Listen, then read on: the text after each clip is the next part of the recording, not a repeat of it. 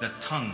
And the tongue is a very small and very, very dangerous instrument. You want to hear a recipe for disaster? Okay, here it is. This is a recipe for disaster. Number one, the tongue is an instrument or a muscle that never tires. True or false? You can get tired of speaking, but your tongue as a muscle doesn't get tired. Anyone know?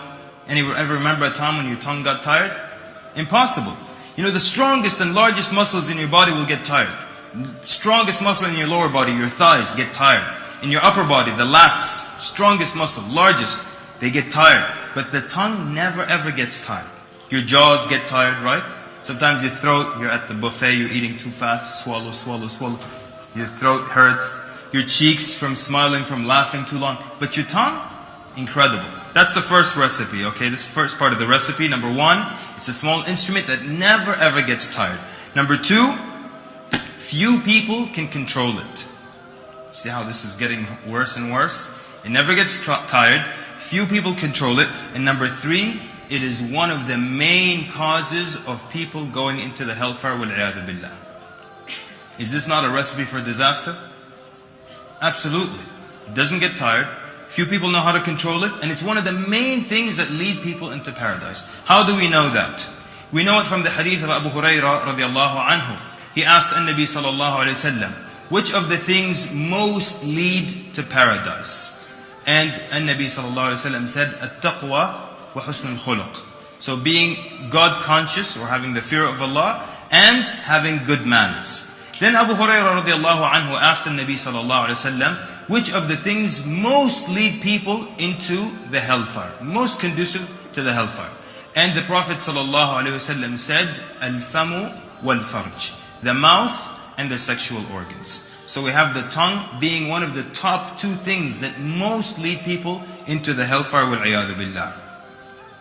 In another hadith, Mu'adh bin Jabal radiallahu anhu, he asked the Prophet sallallahu alayhi wa sallam, are we going to be held accountable for what comes out of our mouth? And the Prophet ﷺ answered him with a question. It's a rhetorical question.